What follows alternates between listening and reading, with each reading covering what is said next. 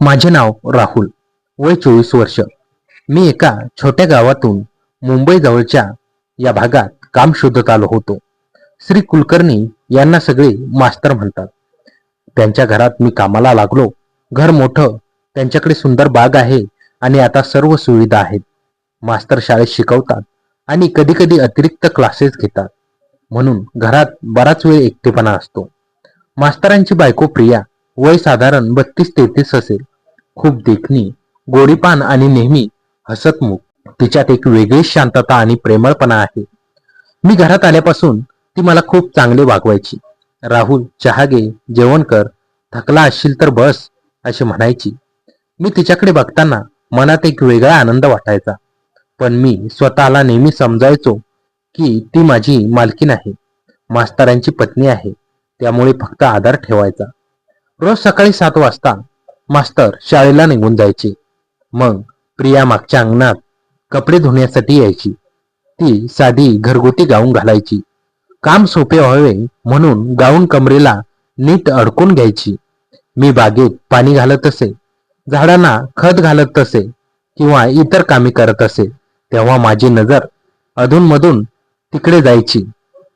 तिचे ओले हातपाय, पाण्याने भिजलेले केस आणि तिचे हलके हसणे मला कधीतरी वेगळे वाटायचे.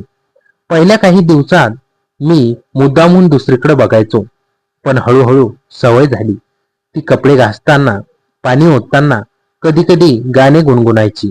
तिचे ते रूप बघणे मला आवडू लागले. तिच्या हालचालीत एक नैसर्गिक सौंदर्य होतं. मी मनात विचार केला, राहुल, काय करतोस? ती दुसऱ्याची बायको आहे, हे बरोबर नाही. पण तरीही रोज त्यावेळी बागेत जाण्याची सवय लागली. एक सकाळ खूप आठवणीत राहिली. पावसाने थोडे थंड वातावरण होते. प्रिया नेहमीप्रमाणे कपडे धुत होती. तिचे केस ओले झाले होते. गाऊन पाण्याने थोडा भिजला होता. मी दूर उभा राहून बघत होतो. तिने अचानक वर बघितलं आणि आमची नजरानजर झाली. मी घाबरलो. लगेच झाडाकडे बघायला लागलो, पण ती हसली. फक्त एक हलके गोड हास्य. त्या हास्यात राग नव्हता, उलट एक वेगळा इशारा होता. त्या दिवसापासून मी रोज त्याच वेळी तिथे जाणं सुरू केलं आणि तीही नेहमी त्याच वेळी येऊ लागली. कधी कधी ती मुद्दाम जास्त वेळ घालवायची. कपडे घासता घासता माझ्याकडे बघायची आणि हलकेच हसायची. मी मनात विचार करायचो, ती जाणून आहे का मला काय वाटते ते? माझ्या मनात गोंधळ सुरू झाला. दिवसभर तिची आठवण यायची. रात्री झोपताना तिचं हसणं, तिची प्रेमळ वागणूक, तिचा एकटेपणा, सगळं मनात घोळत राहायचं. मी स्वतःला विचारायचो, हे काय होतं आहे? मी तिच्याकडे आकर्षित होतोय का? शारीरिक आकर्षण तर होतेच, पण त्यापेक्षा जास्त तिचे व्यक्तिमत्व मला खेचायचे. ती किती कष्ट करते, घर सांभाळते, मास्तरांच्या व्यस्त दिनक्रमातही सगळे व्यवस्थित ठेवते. मला तिची काळजी वाटू लागली. तिला एकटे वाटते का? मास्तर घरी येतात तेव्हा ती किती आनंदी असते, पण मी बघतो की तिच्या डोळ्यात कधी कधी एकटेपणाची छाया असते. 10-12 दिवस असेच गेले. एक दिवस सकाळी मी बागेत काम करत होतो. प्रिया कपडे धुत होती. आज तिचा चेहरा थोडा वेगळा दिसत होता.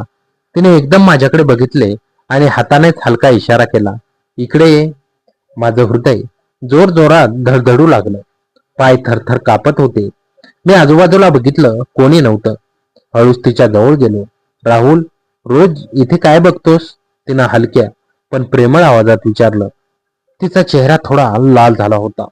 मी थोडा घुटमाळलो. मी बागेचं काम करत होतो. तिने हसत हसत म्हटलं, खोटे बोलू नकोस, मला सगळे समजते. पण राग आला नाही, उलट मला बरं वाटते. त्या शब्दांनी माझे मन हलके झाले. मी काही बोललो नाही, फक्त खाली बघत राहिलो. तिने विषय बदलला. चहा करू? घरात ये. मी तिच्या मागे मागे गेलो. स्वयंपाकघरात बसलो. ती चहा करत होती. आम्ही थोडे बोललो. गाव, कुटुंब, काम, पण नजरेत एक वेगळा अर्थ होता. ती म्हणाली, मास्तर सकाळी लवकर जातात आणि उशिरा रात्री घरी येतात. घरात एकटीच असते, बोलायला कोणी नसतं. मी धाडसानं म्हटलं, तुम्ही खूप चांगले आहात. तुमचे हसणे पाहिले की मला बरे वाटते. तिने माझ्याकडे बघून हलकीच हसली. तूही छान आहेस राहुल, तरुण आणि मेहनती. त्या दिवशी फक्त एवढंच झालं. पण घरातून बाहेर येताना माझ्या मनात तिचे शब्द घुमत होते. मला बरे वाटते. हे साधे वाक्य माझ्या हृदयात घर करून बसले.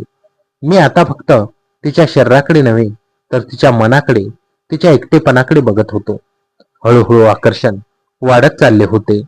प्रेम की आकर्षण हे समजत नव्हतं, पण दिवसेंदिवस तिच्याशिवाय राहणे कठीण होत चाललं होतं. त्या पहिल्या इशाऱ्यानंतर माझ्या मनात वेगळाच गोंधळ सुरू झाला होता. प्रियाने मला बरे वाटते म्हटल्यापासून मी रात्रभर झोपू शकलो नाही. तिचा तो प्रेमळ आवाज, तिचं हसणं, त्या नजरेतील काळजी सगळं मनात घोळत राहिलं. मी स्वतःला समजावत होतो, राहुल हे काय चाललंय? ती दुसऱ्याची बायको आहे. फक्त आपलं काम कर आणि शांत राहा. पण दुसऱ्या दिवशी सकाळी पुन्हा बागेत जाण्याची सवय लागली. रोजची सकाळ आता माझ्यासाठी विशेष झाली होती. प्रिया कपडे धुताना माझ्याकडे बघायची आणि हलकेच हसायची. कधी कधी भुया उंचावून इशारा करायची. मी लांबून बघत राहायचो, पण मनात विचारायचा, ती मला बोलावत आहे का? हा फक्त खेळ आहे का? पण तिच्या नजरेत राग नव्हता, उलट एक आश्वासन होते. 10-12 दिवस असेच गेले. एक सकाळ पावसाळी होती. हलका पाऊस पडत होता. मी बागेत झाडांना पाणी देत होतो. प्रिया नेहमीप्रमाणे मागच्या अंगणात होती. आज तिने हलक्या रंगाचा गाऊन घातला होता. पाण्याने तिचे केस थोडे ओले झाले होते. ती कपडे घासत होती. मी तिच्याकडे बघत होतो. तिने एकदम वर बघितलं आणि हाताने स्पष्ट इशारा केला, इकडे. माझे हृदय जोरजोरात धडधडू लागले. पाय लटपट कापत होते. आजूबाजूला बघितले कोणी नव्हते. मी सावकाश तिच्या जवळ गेलो. ती उठली आणि हलक्या आवाजात म्हणाली, राहुल, रोज इथे काय बघतोस मला सांग. मी घुटमळलो. डोळे खाली घातले. मी काही नाही, काम करत होतो. तिने हळूच माझ्या खांद्यावर हात ठेवला. खोटं बोलू नको, मला सगळे समजते. तू माझ्याकडे बघतोस आणि मलाही ते आवडते. मला राग येत नाही, उलट बरे वाटते.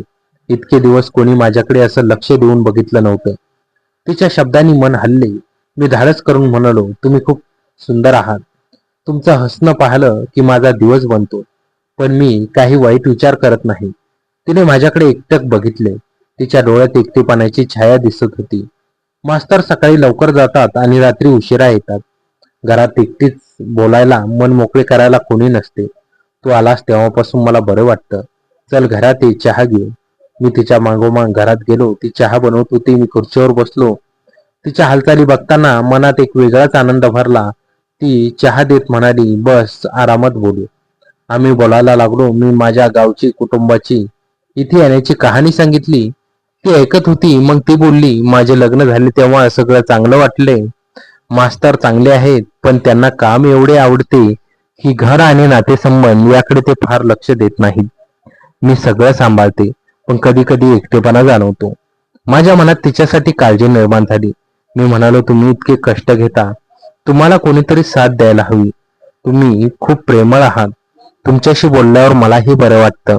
तिने हसून म्हटलं, राहुल, तू तरुण आहेस, मेहनती आहेस. तुझ्याशी बोलताना मला जुन्या आठवणींचा उजाळा येतो. तू रोज इथे येशील का? पण कोणाला सांगू नकोस. मी होकार दिला. त्या दिवशी आम्ही बराच वेळ बोललो. ती मला छोट्या छोट्या गोष्टी सांगत होती. तिची आवडती गाणी, गावातल्या आठवणी. मीही माझ्या स्वप्नांबद्दल सांगितलं. नजरानजर होताना एक वेगळं आकर्षण जाणवत होतं, पण शारीरिक काहीही नव्हतं. फक्त मनाने जवळीक वाढत होती. निघताना तिने माझ्या हातावर हात ठेवला आणि म्हणाली, उद्या पुन्हा ये, मी तुझी वाट बघत राहीन. घरी परतताना माझ्या मनात तिचे शब्द घुमत होते, मी तुझी वाट बघत राहीन. हे प्रेम होतं की फक्त मैत्री? मी स्वतःला विचारत होतो. पण एक गोष्ट नक्की होती, प्रिया आता माझ्या विचारात रुतली होती. तिचा एकटेपणा, तिचे प्रेमळ शब्द, तिचे लक्ष, सगळं मला खेचत होतं. पुढचे काही दिवस आमचे हे लपून भेटणं सुरू राहिलं. कधी चहाच्या निमित्तानं, कधी बागेत काम करताना आम्ही जास्त बोलू लागलो. ती मला सांगायची, राहुल, तुझ्याशी बोलल्यावर मला नवीन ऊर्जा मिळते. मी तिला सांगायचो, तुम्ही माझ्यासाठी विशेष आहात. हळूहळू आकर्षण भावनिक होत चाललं होतं. मी तिच्या मनाची काळजी घेऊ लागलो. तिला हसवण्यासाठी छोटे छोटे प्रयत्न करू लागलो.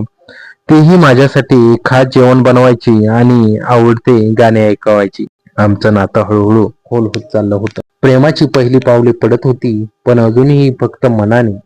त्या दिवसानंतर आमचे भेटणे नेहमीच झाले. मास्तर सकाळी लवकर निघून गेल्यावर मी बागेचे काम आटपून प्रियाच्या घरात येऊ लागलो. ती नेहमीच दारातच वाट बघत असायची. राहुल आलास असे म्हणत तिच्या चेहऱ्यावर वेगळा आनंद उमटायचा. आम्ही स्वयंपाकघरात किंवा दिवाणखान्यात बसून बोलायचो. सुरुवातीला फक्त चहा किंवा सामान्य गप्पा, पण हळूहळू आमचे बोलणे खोल होत गेले. एक दिवस बाहेर जोरात पाऊस पडत होता आणि घरात एकटी बसलेली प्रिया कंटाळली होती. मी आत आलो तेव्हा ती खिडकीजवळ उभी होती. आज बागेचे काम राहू दे राहुल, बस इथे, तिने सांगितलं. मी बसलो. तिने चहाचा कप आणला आणि माझ्या समोर बसली. तिच्या डोळ्यात आज काहीतरी वेगळं होतं. राहुल, तुझ्याशी बोलताना मला जुन्या दिवसांची आठवण येते, ती हळू आवाजात म्हणाली. लग्न झाल्यावर सगळं चांगलं वाटते. मास्तर जबाबदार आहेत, पण ते फक्त काम आणि काम. घरात येतात तेव्हा थकलेले असतात, माझ्याशी मन मोकळे करत नाहीत. कधी कधी वाटतं की मी एकटीच आहे या जगात. माझ्या मनात तिच्यासाठी काळजी दाटली. मी म्हणालो, तुम्ही इतके सगळे सांभाळता, घर बाग सगळं, तुम्हाला कोणीतरी साथ द्यायला हवी. तुम्ही खूप प्रेमळ आहात. तुमच्याशी बोलल्यावर मलाही बरं वाटतं. मी काहीतरी अर्थपूर्ण करतोय. तिने माझ्याकडे बघितलं. तिच्या डोळ्यात पाणी तरळलं. तू आलास तेव्हापासून मला बरं वाटतं राहुल. तुझ्या नजरेत एक काळजी दिसते, एक आदर दिसतो. इतके दिवस मला असं कोणी समजून घेतलं नव्हतं. मी धाडस करून तिचा हात हातात घेतला. तिचा हात थोडा थरथरत होता. मी तुमच्यासाठी नेहमी इथे आहे, तुम्हाला एकटे वाटू देणार नाही. आम्ही काही वेळ हातात हात घालून शांत बसलो. घरात शांतता होती, पण ती शांतता खूप काही बोलून गेली. माझ्या मनात विचार येत होता, हे प्रेम आहे का फक्त सहानुभूती? पण तिच्या जवळ बसल्यावर मला इतकी शांती का मिळते? पुढचे काही दिवस फक्त आम्ही जवळ आलो नाही, तर ती मला आपल्या आवडीनिवडी, आवडीचे गाणे, आवडीचे पदार्थ, गावातल्या आठवणी, मीही माझ्या स्वप्नांबद्दल, माझ्या कुटुंबाबद्दल, इथे येण्याच्या संघर्षाबद्दल सांगायचो. ती ऐकताना माझ्या डोळ्यात बघायची आणि हसायची. राहुल, तू खूप चांगला तरुण आहेस, विचार परिपक्व आहेत, असे म्हणायची. एक सकाळ आम्ही बागेत एकत्र काम करत होतो. ती फुलांना पाणी देत होती, मी झाडांची काळजी घेत होतो. तिने अचानक म्हटलं, राहुल, तुला मी आवडते का? मी थबकलो. हृदय जोरजोरात धडधडू लागले. हो, खूप आवडता. फक्त तुमचं हसणं पाहिलं तरी माझा दिवस चांगला सुरू होतो. आता तुमच्याशिवाय हे दिवस कसे काढायचे हे समजत नाही. ती लाजून हसली. मलाही तुझी आठवण येते रे. रात्री झोपताना तुझ्याशी, तुझ्या बोलण्याची आठवण येते. मास्तर चांगले आहेत, पण तुझ्याशी एक वेगळी ऊब आहे. तू मला समजून घेतोस. त्या दिवशी आम्ही पहिल्यांदा एकमेकांना मिठी मारली, फक्त एक प्रेमळ मिठी. तिच्या शरीरातून एक ऊब मिळाली. मी तिच्या पाठीवर हात फिरवला. ती माझ्या छातीवर डोकं टेकून उभी राहिली. राहुल, हे बरोबर आहे ना का? तिने हळूच विचारलं. मी म्हणालो, मला माहित नाही, पण तुमच्याशिवाय राहवत नाही. मी तुम्हाला कधी दुखावणार नाही. आमचे नाते हळूहळू भावनिक होत चालले होते. मी तिला छोट्या छोट्या गोष्टी आणून द्यायचो. तिची आवडती फुलं, आवडीची चॉकलेट, ती माझ्यासाठी खास जेवण बनवायची आणि आज तुझ्यासाठी विशेष केलं आहे असं म्हणायची. आम्ही एकमेकांच्या मनातील गोष्टी शेअर करू लागलो. तिचा एकटेपणा, माझा संघर्ष, आमची स्वप्ने, सगळं मन मोकळेपणाने बोलू लागलो. माझ्या मनात अजूनही दौंदव होतं, ती दुसऱ्याची बायको आहे, हे पुढे कुठं जाईल. पण तिच्या प्रेमळ शब्दांनी, तिच्या नजरेतल्या काळजीने सगळे गोंधळ दूर केले. मी तिच्यावर फक्त शारीरिक आकर्षणापोटी नव्हे, तर तिच्या पूर्ण व्यक्तिमत्वामुळे प्रेम करू लागलो. तिची काळजी, तिचे हसणे, तिचे समजूतदार वागणे, सगळं माझ्या हृदयात कोरलं गेलं. एका संध्याकाळी आम्ही दिवाणखान्यात बसलो होतो. तिने माझ्या हाताला स्पर्श केला आणि म्हणाली, राहुल, तू माझा आधार आहेस. तुझ्यामुळे मला नवीन जीवन मिळाले आहे. मी तिच्या डोळ्यात बघितलं आणि मनात विचार केला, हीच ती व्यक्ती आहे जिच्यासाठी मी काहीही करू शकतो. आमचं हे लपून छपून भेटणं आणि भावनिक जवळीक दिवसेंदिवस वाढत चालली होती. प्रेमाची ही पहिली पावले खूप गोड वाटत होती. पण भविष्य काय होणार आहे हे आम्हाला माहित नव्हतं. फक्त एकमेकांच्या सोबत असताना आम्हाला शांती मिळायची. काळ हळूहळू पुढे सरकत होता. प्रिया आणि माझे नातं आता केवळ भेटण्यापलीकडे गेलं होतं. ते एक खोल आणि भावनिक बंधन बनलं होतं. मास्तर जेव्हा कामानिमित्त बाहेरगावी जायचे तेव्हा आम्हाला थोडा जास्त वेळ मिळायचा, पण तरी आम्ही सावधान राहायचो. कोणाला शंका येऊ नये म्हणून मी बागेचं काम नेहमीप्रमाणे करायचो आणि ती घर सांभाळायची. एक संध्याकाळ आठवणीत राहिली. मास्तर 2 दिवसासाठी मुंबईला गेले होते. प्रियाने मला घरात बोलावले. आम्ही दिवाणखान्यात बसलो. तिने चहा बिस्किट दिली. तिचा चेहरा आज थोडा उदास दिसत होता. राहुल, कधी कधी खूप भीती वाटते, ती हळू आवाजात म्हणाली. मी काय करत आहे? मास्तर चांगले आहेत, त्यांनी कधी खूप मला दुखवलं नाही, पण तुझ्याशिवाय आता मला राहवत नाही. तुझ्या बोलण्याने, तुझ्या काळजीने मला नवीन जीवन मिळाले आहे. मी तिचा हात हातात घेतला आणि म्हणालो, मीही रोज स्वतःला विचारतो, हे बरोबर आहे का? पण जेव्हा तुमच्याशी बोलतो, तुमचे हसणे पाहतो, तेव्हा सगळे गोंधळ दूर होतात. तुम्ही माझ्यासाठी फक्त एक आकर्षण नाही, तुम्ही माझे मन, माझी शांती आहात. मी तुम्हाला कधीही सोडणार नाही. तिने माझ्या छातीवर डोकं टेकवलं. आम्ही बराच वेळ अशी शांत बसलो. तिच्या केसांतून येणारा हलका सुगंध आणि तिची ऊब हे सर्व मला जाणवत होतं. मला जगातील सर्वात मोठी शांती मिळत होती. मी तिच्या पाठीवर हात फिरवत होतो. प्रिया, मी तुला प्रिया म्हणू का? तिने हसून मान डोलावली. हो राहुल, पण माझी प्रिया म्हणून. त्या दिवसापासून आमचे बोलणे अधिक खोल होत गेले. मी तिला छोट्या छोट्या गोष्टी आणून द्यायचो. तिची आवडती फुलं, छोटीशी चिठ्ठी ज्यात काही ओळी लिहायचो आणि तिच्या आठवणींचे गाणे ऐकवायचो. ती माझ्यासाठी खास पदार्थ बनवायची. आज तुझ्यासाठी हे विशेष केलं आहे राहुल, असं म्हणत ती मला रोज जेवायला वाढायची. आम्ही एकमेकांच्या स्वप्नांबद्दल बोलायचो. मी तिला सांगायचो की एक दिवस मी स्वतःचे काहीतरी करीन आणि तिला खूप सुखी ठेवेन. ती हसायची आणि म्हणायची, तू आहेस म्हणूनच मी सुखी आहे. पण सगळंच गोड नव्हतं. कधी कधी भीतीही वाटायची. एक दिवस मास्तर लवकर घरी आली. मी घाईघाईने बागेत काम करत होतो. प्रियाने सामान्य वागणूक ठेवली, पण तिच्या डोळ्यात काळजी दिसत होती. रात्री तिने मला गुपचूप फोन केला. राहुल, आज जवळजवळ शंका आली होती, आपल्याला जास्त सावधान राहावं लागेल. मी तिला धीर दिला. काळजी करू नकोस प्रिया, मी नेहमी तुझ्या सोबत आहे. जे होईल त्याला एकत्र सामोरे जाऊ. त्या प्रसंगानंतर आमचे प्रेम अधिक मजबूत झाले. आम्ही एकमेकांना भावनिक आधार देऊ लागलो. ती रडत असली तरी मी तिला समजायचो. मी कंटाळलो तरी ती माझा कंटाळा दूर करायची. राहुल, तू माझा आधार आहेस, ती म्हणायची. मी उत्तर द्यायचो, आणि तू माझी प्रेरणा आहेस. आमचे अंतरंग क्षण खूप सुंदर होते. आम्ही हातात हात घालून बसायचो, एकमेकांचे मन ऐकायचो आणि कधी कधी शांततेत एकमेकांच्या जवळ राहायचो. मला तिच्यात पूर्णता जाणवायची. पावसाचा जोर आता एक दिवस चांगलाच वाढला होता. खिडकीच्या काचावरून पाण्याचे थेंब वेगाने खाली घसरत होते आणि बाहेरच्या बागेतील झाडे वाऱ्याने डोलत होती. पण घराच्या आत वेगळीच शांतता आणि ऊब पसरली होती. प्रियाने चहाचे कप बाजूला ठेवले. ती उठून पुन्हा खिडकीजवळ जाऊन उभी राहिली. बाहेरच्या धुसर वातावरणात तिचे ते गोरेपान रूप आणि ओले केस अधिकच खुलून दिसत होते. राहुल हळूच खुर्चीहून उठला आणि तिच्या मागे जाऊन उभा राहिला.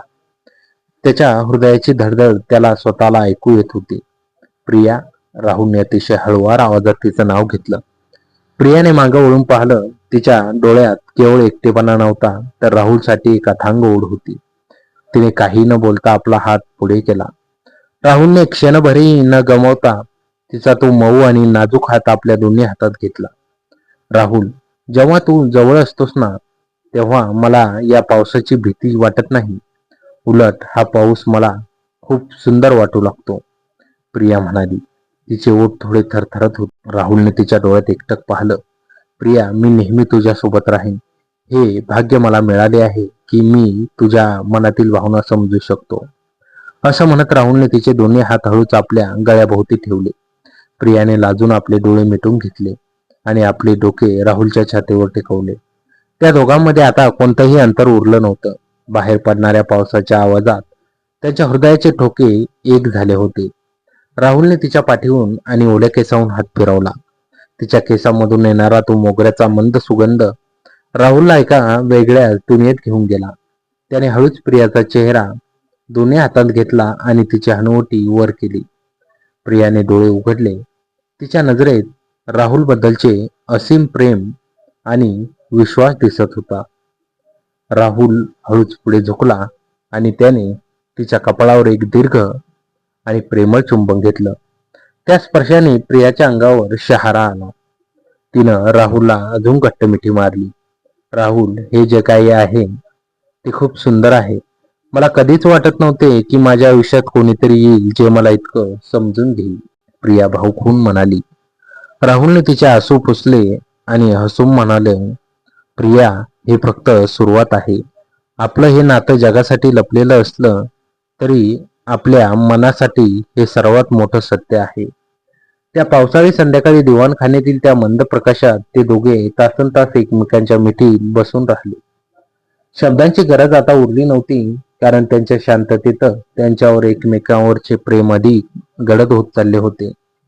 शारीरिक आकर्षणाच्या पलीकडे जाऊन दोन मने एकमेकांच्या मध्ये पूर्णपणे गुंतून गेली होती. तो क्षण त्या दोघांसाठी जणू थांबला होता, जिथे फक्त राहुल आणि त्याची प्रिया होती.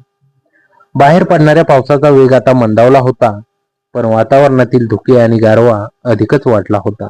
राहुल आणि प्रिया दिवाणखान्यात बसून एकमेकांच्या विश्वासात हरून गेले होते की अचानक बाहेरच्या मुख्य दरवाजावर लावलेली छोटी घंटा वाजू लागली. ट्रिंग ट्रिंग. तो आवाज दोघेही ऐकताच दोघेही दचकून बाजूला झाले. प्रियाचा चेहरा एकदम पांढरा पडला आणि तिच्या डोळ्यातली शांती क्षणात नाहीशी होऊन तिथे एक तीव्र भीती जाणवली. राहुलने घड्याळाकडे पाहिलं. रात्रीचे 8:30 वाजले होते. मास्तर तर 2 दिवसासाठी मुंबईला गेले होते. मग यावेळी कोण आला असेल? राहुल? मास्तर तर परवा येणार होते. यावेळी इथे कोण आला असेल? प्रियाचा आवाज थरथरत होता. तू शांत राहा प्रिया, मी बघतो. कदाचित कोणी शेजारी असेल किंवा काही सामान आले असेल. राहुलने तिला धीर देण्याचा प्रयत्न केला, पण त्यांच्या स्वतःच्या मनातही एक अनामिक भीती दाटून आली होती. राहुल हळूच उठला आणि दिवाणखान्याची खिडकी थोडी बाजूला करून बाहेर पाहू लागला. बागेतील अंधारात एक आकृती छत्री धरून उभी होती. त्या व्यक्तीने अंगावर एक लांब काळ्या रंगाचा रेनकोट घातला होता, ज्यामुळे त्याचा चेहरा स्पष्ट दिसत नव्हता. राहुलने दरवाजा उघडला. कोण आहे? राहुलने धीरे कोटून विचारले. त्या व्यक्तीने आपली छत्री थोडी वर केली. तो मास्तरांच्या शाळेतील शिपाई शांताराम होता. त्यांचा चेहरा पूर्णपणे ओला झाला होता आणि त्याच्या डोळ्यात एक वेगळीच अस्वस्थता होती. राहुल, मास्तरीनबाई कुठे आहेत? मास्तरांचा फोन लागत नाहीये, शांतारामने धापा टाकत विचारले. प्रिया तोपर्यंत दरवाजाजवळ आली होती. काय झालं शांताराम? मास्तर तर मुंबईला गेले आहेत ना? तिने विचारलं. शांतारामने आजूबाजूला पाहिलं. जणू त्याला कोणी पाहत तर नाही ना, याची तो खात्री करून घेत होता. त्याने पुढे होऊन हळू आवाजात सांगितलं, मास्तरीनबाई, मास्तर मुंबईला गेलेच नाहीत. आज दुपारी मी त्यांना गावाबाहेरच्या त्या जुन्या पडक्या वाड्याकडे जाताना पाहिलं. त्यांच्यासोबत एक अनोळखी माणूस होता. मला संशय आला म्हणून मी लांबूनच पाहिलं. मास्तरांच्या हातात एक मोठी बॅग होती. प्रिया आणि राहुलने एकमेकांकडे पाहिलं. मास्तरांनी मुंबईला जात असल्याचं खोटं का सांगितलं? आणि ते त्या निर्जन वाड्याकडे का गेले होते?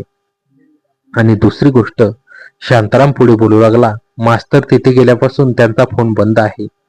पण थोड्या वेळापूर्वी मला त्या वाड्यातून काहीतरी जोरात पडल्याचा आणि ओरडल्याचा आवाज आला. मी घाबरून थेट इथे आलो. मला वाटते ते परत घरी आले असतील. शांताराम एवढे बोलून निघून गेला, पण तो मागे एक मोठं रहस्य सोडून गेला होता. घराचा दरवाजा बंद करून राहुल आणि प्रिया आत आले. घरातली शांतता आता भयानक वाटू लागली होती. प्रियाच्या मनात अनेक शंका येऊ लागल्या. मास्तरांचं वागणं नेहमी साधा आणि कामापुरतं असायचं, पण त्यांच्या या गुप्त आयुष्याबद्दल तिला काहीच माहित नव्हतं. राहुल, मला खूप भीती वाटते. मास्तर नक्की काय लपवत आहे? त्यांनी माझ्याशी खोटे काय म्हटले? प्रियाने राहुलचा हात घट्ट पकडला.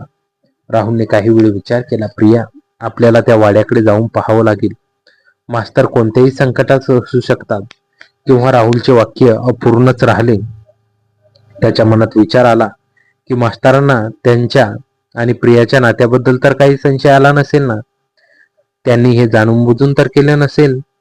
त्या काळ्या कुट्ट पावसाळी रात्री राहुलने हातामध्ये एक विजेची टॉर्च घेतली. प्रियाला घरात एकटे सोडणे सुरक्षित नव्हते, म्हणून तिनेही सोबत येण्याचा निर्णय घेतला. ते दोघं घराबाहेर पडले आणि गावाबाहेर असलेल्या त्या जुन्या वाड्याच्या दिशेने चालू लागले. वाऱ्याचा आवाज आणि झाडांची सळसळ त्या रात्री अधिकच भयानक वाटत होती. वाड्याच्या जवळ पोहोचताच त्यांना दिसले की वाड्याचे मुख्य प्रवेशद्वार थोडे उघडे होते. आतून अगदी मंद प्रकाशाचा एक कंदील जळत असल्याचा भास होत होता. राहुलने प्रियाला आपल्या मागे राहण्याचा इशारा केला. त्यांनी अत्यंत सावधपणे वाड्यात पाऊल ठेवलं. जुन्या लाकडांचा आणि ओलसर भिंतीचा एक विचित्र वास तिथे येत होता. अचानक वरच्या मजल्यावरून कोणाची तरी चालण्याचा अतिशय सावकाश आवाज आला. खट खट. राहुलने वरच्या दिशेने टॉर्चचा प्रकाश टाकला, पण तिथे कोणीच नव्हतं. मात्र जमिनीवर त्यांना काहीतरी चमकताना दिसलं. राहुलने पुढे होऊन पाहिलं. ती मास्तरांचा चष्मा होता, ज्यांची एक काच फुटलेली होती आणि बाजूला काही रक्ताचे थेंब पडले होते. प्रियाने तोंडावर हात ठेवला. तिचे डोळे भीतीने मोठे झाले. राहुल हे मास्तरांचंच आहे. त्या क्षणी वाड्याचा मुख्य दरवाजा मागून जोरात बंद झाला. धडकन. आणि आत असलेला तो मंद प्रकाशही एकाएकी विझला. पूर्ण वाड्यात आता फक्त गडद अंधार आणि राहुल प्रियाच्या श्वासाचा वेगवान आवाज उरला होता. अंधारात अचानक एका बाजूने कोणाच्या तरी हसण्याचा पण सुबक आवाज घुमू लागला.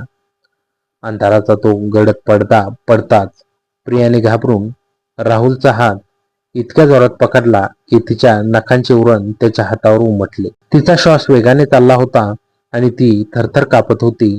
राहुलने लगेच आपली विजेरी टॉर्च चालू करण्याचा प्रयत्न केला, पण बटन दाबूनही त्यातून प्रकाश बाहेर पडला नाही. बहुधा पडताना ती बॅटरी ढिली झाली होती किंवा खराब झाली होती. राहुल, तो हसण्याचा आवाज. मास्तर तर असं कधीच हसत नाही. प्रिया अत्यंत भीतीने राहुलच्या कानापाशी कुजबुजली. शांत राहा प्रिया, आपण दरवाजा उघडण्याचा प्रयत्न करूया, राहुलने तिला धीर देत म्हटलं. तो अंधारात चाचपडत वाड्याच्या मुख्य दरवाजाकडे गेला. त्याने दरवाजाचे जुने लाकडी हँडल धरून जोरात ओढलं, पण दरवाजा बाहेरून कोणीतरी घट्ट बंद केला होता किंवा त्याला साखळी लावली होती. तो अजिबात हलत नव्हता. आता हे स्पष्ट झालं होतं की ते दोघे या जुन्या वाड्यात अडकले होते आणि बाहेर कोणीतरी उभे होते, जे त्याच्यावर लक्ष ठेवून होतं. त्याच वेळी तो भयानक हसण्याचा आवाज पुन्हा आला. यावेळी तो आवाज वरच्या मजल्यावरून नव्हे, तर त्यांच्या अगदी जवळून, म्हणजे तळ मजल्यावरील एका अंधाऱ्या कोपऱ्यातून आला होता. राहुलने शांतपणे विचार केला. भीतीवर नियंत्रण मिळवणे आता गरजेचे होते. त्याने टॉर्च हाताने 2-3 वेळा जोरात ठोकली. एकाएकी टॉर्चचा पिवळसर प्रकाश चमकला आणि समोरचे दृश्य पाहून दोघांच्याही अंगाचा थकाप उडाला. समोरच्या भिंतीवर रक्ताने काहीतरी लिहिलं होतं. समीर, राहुल, खेळ आता सुरू झाला आहे. प्रियाने ते वाचलं आणि ती अवाक झाली. राहुलचे जुने नाव समीर होतं. हे या गावात प्रियाशिवाय कोणालाच ठाऊक नव्हतं. मग या तिसऱ्या व्यक्तीला हे कसं माहीत? मास्तरांना राहुलचं खरं नाव कळलं होतं का? अचानक त्या कोपऱ्यातून पावले टाकण्याचा आवाज आला. टॉर्चचा प्रकाश तिकडे फिरवला असता तर तिथे मास्तरांच्या शाळेचा तो शिपाई शांताराम उभा होता. पण त्याचा चेहरा आता वेगळाच दिसत होता. त्याच्या चेहऱ्यावर ते नेहमीचे साधेपण नव्हते. एक कुत्सित आणि क्रूर हास्य होते. त्याच्या हातात एक मास्तरांची ती मोठी बॅग होती आणि दुसऱ्या हातात एक धारदार चाकू होता. शांताराम, तू इथे? आणि हे काय चाललंय? मास्तर कुठे आहे? राहुलने पुढे हात ओरडून विचारलं. शांतारामने चाकू हवेत फिरवत म्हटलं, मास्तर मास्तर तर कधीच मुंबईला गेले होते राहुल. म्हणजे समीर, मी तुला खोटे सांगितले आणि तुम्ही दोघे मूर्खासारखे माझ्या जाळ्यात अडकला. पण तू हे सगळं का करतोस? तुझा मास्तरांशी किंवा आमच्याशी काय संबंध? प्रिया रडवेली होऊन विचारले. शांताराम हसला आणि म्हणाला, मास्तरांनी माझ्या आयुष्यातील सगळ्यात मोठी संधी हिरावून घेतली होती. या शाळेचे मुख्याध्यापक पद मला मिळणार होतं, पण त्यांनी माझ्या विरोधात तक्रार करून मला फक्त शिपाई बनवून ठेवलं. मी त्यांचा बदला घेणार होतो, पण मला एक अशी गोष्ट हवी होती ज्यामुळे मास्तर पूर्णपणे उद्ध्वस्त होतील, आणि ती गोष्ट मला मिळाली. तुम्ही दोघे. त्याच्या बोलण्याचा अर्थ राहुलला समजला. शांताराम गेल्या काही दिवसापासून राहुल आणि प्रियाच्या लपून भेटण्यावर लक्ष ठेवून होता. तो म्हणाला, मास्तर मुंबईला गेले की तुम्ही दोघे काय करता हे मला चांगलंच ठाऊक आहे. आज मी मास्तरांना फोन करून सांगितलं आहे की त्यांच्या घरात चोरी झाली आहे आणि चोर या जुन्या वाड्यात लपले आहेत. ते काही वेळातच इथे पोहोचतील आणि जेव्हा ते इथे येतील तेव्हा त्यांना काय दिसेल त्यांची लाडकी बायको तिच्या प्रियकरासोबत या वाड्यात सापडेल. पण त्याआधी शांतारामचा चेहरा अधिक हिंस्र झाला. मी तुम्हा दोघांना संपून टाकेन आणि पोलिसांना सांगेन की चोराने तुमच्यावर हल्ला केला आणि मी तुम्हाला वाचवायचा प्रयत्न करत होतो. मास्तरांची बदनामीही होईल आणि माझा बदलाही पूर्ण होईल. शांतारामने चाकू रोखून राहुलच्या दिशेने झेप घेतली. राहुलने प्रसंगसंवाद राखून आपल्या हातातील जड टॉर्च शांतारामच्या हातावर मारली. चाकू खाली पडला आणि वाड्यात एकच गोंधळ उडाला. राहुलने शांतारामला मागे ढकलले आणि प्रियाचा हात धरून तो वाड्याच्या आतल्या बाजूला धावला. अंधाऱ्या गल्ल्या आणि जुन्या खोल्यांपासून ते पळत होते. मागे शांतारामच्या पावलांचा आवाज आणि त्याचे ओरडणे ऐकू येत होते. तुम्ही माझ्यापासून वाचू शकत नाही. पळता पळता राहुल आणि प्रिया वाड्याच्या एका तळघरासारख्या खोलीत पोहोचले. तिथे जुन्या वस्तू पेट्या ठेवल्या होत्या. राहुलने खोलीत पाहिले. तिथे जुन्या वस्तू आणि पेट्या. राहुलने आतून दरवाजा लावून घेतला आणि एका मोठ्या पेटीच्या मागे ते दोघे लपले. बाहेर शांताराम दरवाजा जोरात ठोठावत होता. दोघांचे श्वास रोखले गेले होते. प्रिया राहुलच्या खुशीत शिरली. मूर्ती इतका जवळ असताना तिच्या डोळ्यात राहुलसाठी प्रेम अजूनही कमी झालं नव्हतं. राहुल, जर आपण आज वाचलो नाही तर मला एक आनंद असेल की मी माझे शेवटचे क्षण तुझ्यासोबत घालवले, ती अत्यंत हळू आवाजात म्हणाली. राहुलने तिच्या गालावर हात ठेवला. प्रिया, मी तुला काही होऊ देणार नाही. आपल्याला इथून सुरक्षित बाहेर पडायचं आहे. अचानक बाहेरून गाड्यांचे आवाज आणि पोलिसांच्या सायरनचा आवाज येऊ लागला. मास्तर कदाचित पोलिसांना घेऊन आले होते. शांतारामचा दरवाजा ठोकण्याचा आवाज बंद झाला. तो घाबरून पळून जाण्याचा प्रयत्न करत असावा. राहुलने प्रियाला पाहिलं. बाहेरून मास्तरांचा आवाज येत होता. प्रिया, राहुल, तुम्ही आत आहात का? राहुलने प्रियाचा थरथरणारा हात आपल्या हातात घेतला आणि तिच्या डोळ्यात पाहिले. बाहेरून येणारा मास्तरांचा आवाज आणि पोलिसांच्या गाड्यांचे सायरन जवळ येत होते. तर घराच्या त्या लाकडी दरवाजाला बाहेरून पडणाऱ्या धडका आता थांबल्या होत्या, कारण शांताराम स्वतःला वाचवण्यासाठी तिथून पळाला होता.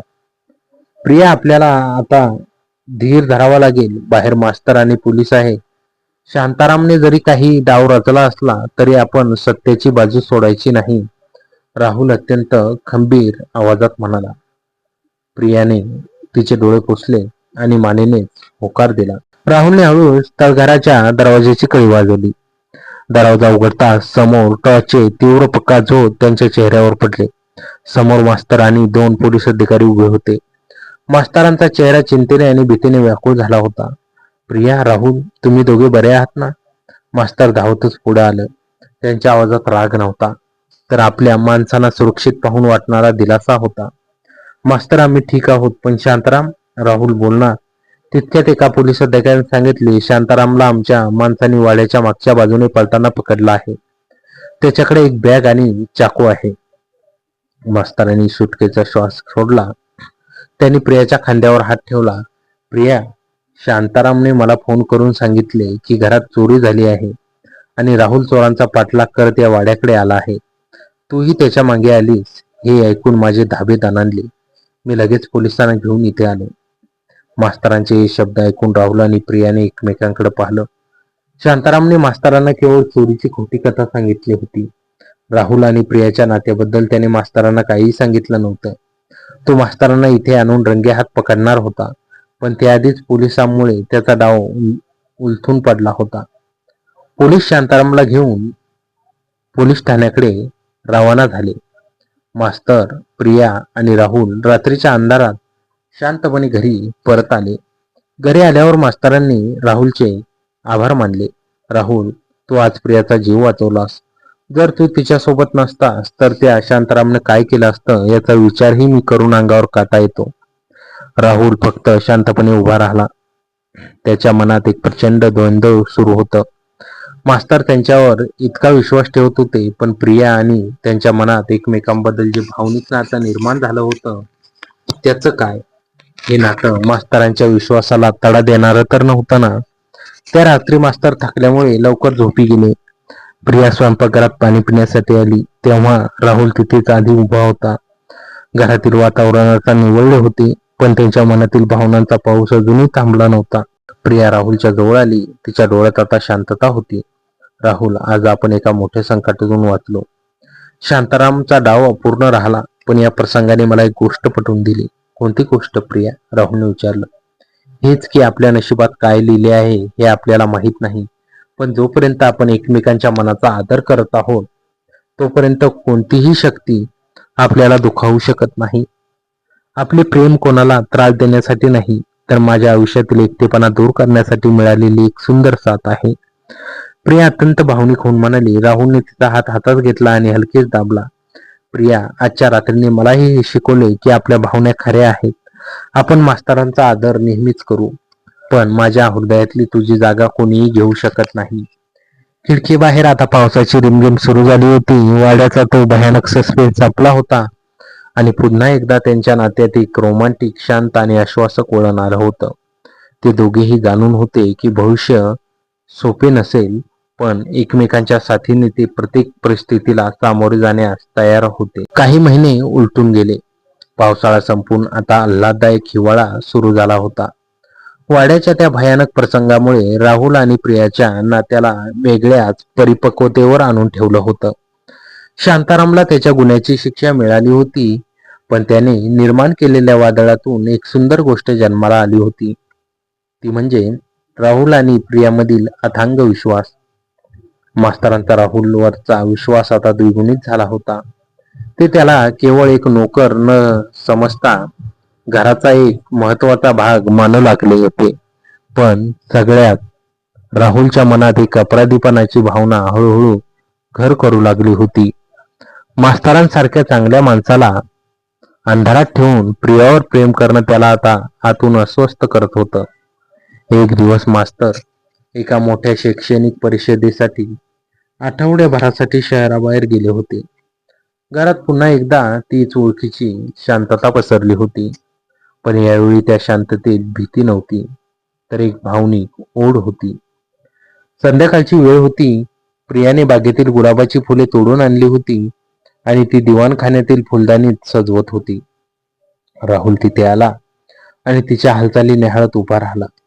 तिचं ते साधं घरगुती रूप आणि चेहऱ्यावरचं हसू अजूनही राहुलचा दिवस बनवण्यासाठी पुरेसे होते. प्रिया, राहुलने तिला हाक मारली.